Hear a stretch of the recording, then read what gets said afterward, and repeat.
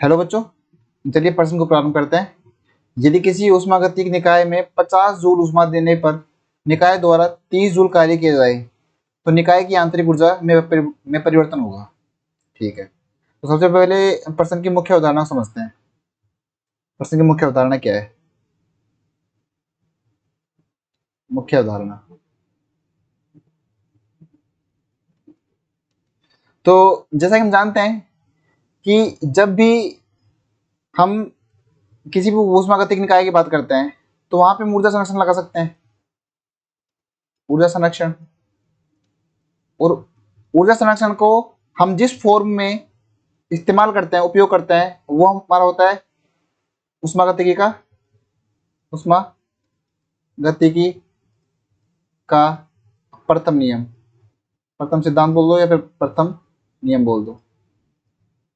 ठीक है, इसके अनुसार किसी भी निकाय को दी गई ऊष्मा उसके द्वारा किया गया कार्य तथा उसकी आंतरिक ऊर्जा में परिवर्तन के बराबर होता है। ठीक है, बराबर होती है, मतलब वो जो ऊष्मा दी उसको, निकाय को जो ऊष्मा दी जाती है वो या तो उसके कार्य करने में यूज होगी तथा उसकी आंतरिक ऊर्जा में परिवर्तन करने के लिए काम आ जाएगी। ये होता है।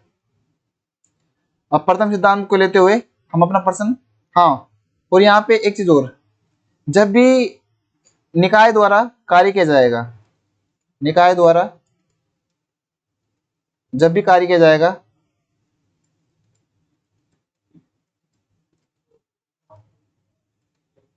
तो कार्य को धनात्मक लेना है, अन्यथा ऋणात्मक लेना है। और जब भी निकाय को ऊष्मा दी जाएगी, ऊष्मा फिर बोलो ऊर्जा दी जाए,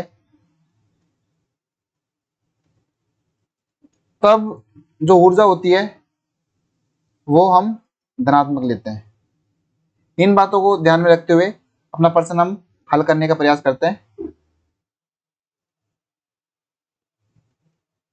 जैसा कि प्रश्न में कहा गया है कि निकाय को 50 जूल ऊष्मा दी जाती है, तो मतलब ये 50 जूल ऊष्मा दी जा रही है निकाय को, इसका मतलब जो दी गई ऊर्जा है वो धनात्मक होगी, तो प्लस 50 जूल।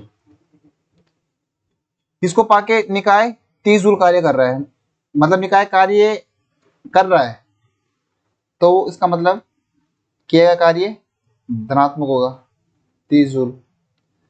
तो अगर हम प्रथम सिद्धांत लगाते हैं ऊष्मागतिकी का, इसके अनुसार डेल क्यू बराबर del W plus D U. तो डेल क्यू कितना है? प्लस 50 बराबर del W plus 30 plus D U. यहाँ से डी यू का मान आता है प्लस 20।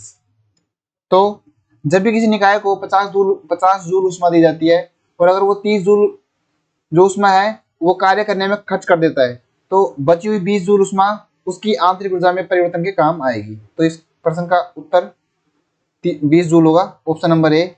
आशा करता हूँ आपको समझ आया होगा। धन्यवाद।